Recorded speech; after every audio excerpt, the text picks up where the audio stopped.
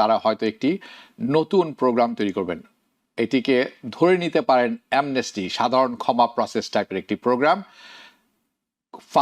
Farmer যারা আছেন তাদের জন্য, আনডকুমেন্টেড পিপল যারা আছেন যাদের কাগজপত্র নেই, ধরে নেবেন illegal, okay, working on farmland, যারা হোটেলে কাজ করছেন, would be allowed to leave the country, তাদেরকে দেশ থেকে বের হওয়ার সুযোগ করে দিব আমরা, এবং তারা যাতে ফেরত আসতে পারবেন অ্যাজ এ লিগাল ওয়ার্কার সেটি করে দেওয়া হবে ইফ ট্রাম্প অ্যাডমিনিস্ট্রেশনের পলিসির কারণে এই সমস্ত ফার্ম এবং হোটেলে যারা কাজ করছিলেন অনেক লম্বা সময় ধরে, 10 বছর, 15 বছর, 20 বছর ধরে, তাদেরকে তারা হারাচ্ছেন বিকজ তারা গ্রেফতার হয়ে দেশের বাইরে চলে যাচ্ছেন। বলছেন we must protect our farmers but get the criminals out of the USA. President Trump গতকাল একটি শকিং স্টেটমেন্ট দিয়েছেন এবং সেটি প্রথমে প্রথমে উনি একটি জিনিস পোস্ট করেছেন যেটি আমরা দেখবো অন স্ক্রিনে, যেটি গতকাল truth সোশ্যালে, okay.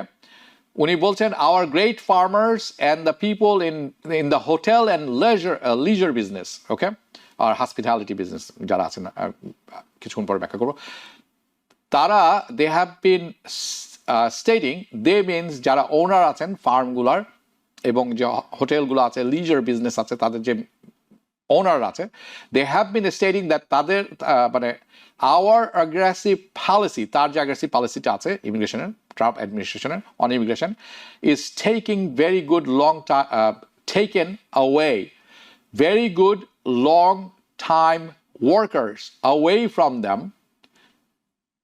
with those jobs being almost impossible to replace.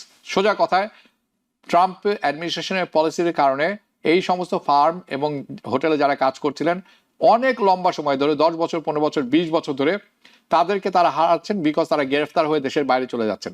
এবং এই লোকগুলি বিশ্বস্ততার সাথে, সততার সাথে এখানে বছর পর বছর কাজ করছেন। এইটি রিপ্লেস করা এখন অসম্ভব, এটি বলছেন। রিয়েলি এখন হঠাৎ করে জেগে উঠছেন? In many cases, উনি আরো বলছেন, in many cases, this is Trump, the criminals allowed into our country by very stupid Biden open border policy are applying for this job. অর্থাৎ বাইডেন যাদেরকে ঢুকতে দিয়েছেন তারা ক্রিমিনাল, তারা এই জবগুলো অ্যাপ্লাই করছে এখন, এবং উনি বলছেন AKA newcomers, okay? This is not good. By the way, these are all his words. আপনারা দেখতে পাচ্ছেন. It is not good. We must protect our farmers. This is the key word. উনি বলছেন we must protect our farmers, but get the criminals out of the USA. উনি শেষ করেছেন the changes are coming. আমি যখন এই পোস্টটি দেখলাম, উনি অনেক পোস্ট করে থাকেন প্রতিদিন, সবকিছু ট্র্যাক রাখা খুব মুশকিল। আমার কাছে মনে হলো I have to investigate. আমার প্রথম কথা হলো আর কে আছেন যারা এই রিপোর্টটিকে সিরিয়াসলি নিয়েছেন। বিগ আউটলেট হতে হবে, বড় আউটলেট। আমার পরিচিত যারা আছেন বিভিন্ন জায়গায়, তাদের আমি ফোন করেছি একটু পরে। So president Donald Trump suggest করছেন অ্যাট এ ক্যাবিনেট মিটিং, গতকাল, এটি আজকের ঘটনা না, আজকে শুক্রবার, গতকাল বৃহস্পতিবারে এই সপ্তাহে, যে আনডকুমেন্টেড পিপল যারা আছেন যাদের কাগজপত্র নেই, ধরে নেবেন illegal, okay, working on farms, okay.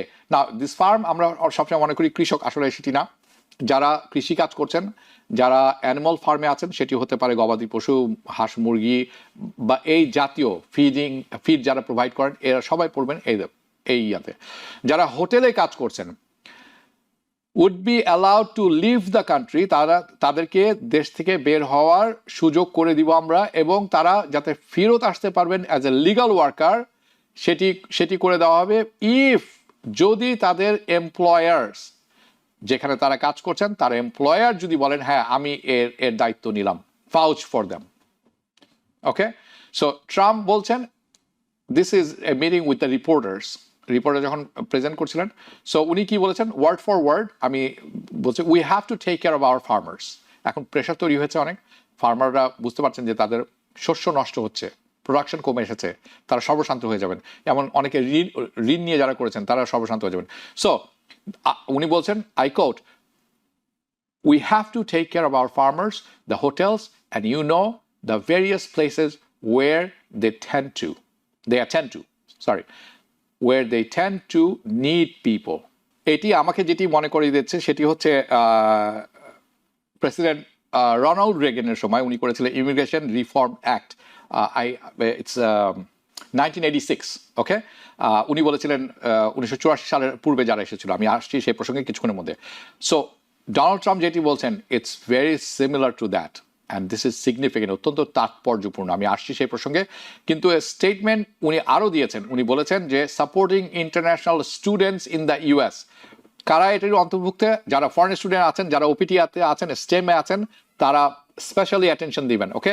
This includes all this F1 visas, OPT, STEM OPT. এবং উনি বলছেন যে স্টুডেন্টস হু গ্র্যাজুয়েট, যারা গ্র্যাজুয়েশন করে ফেলবেন, যারা জব অফার পাবেন from top companies like Apple অথবা অন্যান্য কোম্পানি থেকে, তারা এখানে তারা থাকতে পারেন না, কারণ তাদের ভিসা এক্সপায়ার হয়ে যায় বা ভিসাটি থাকে না।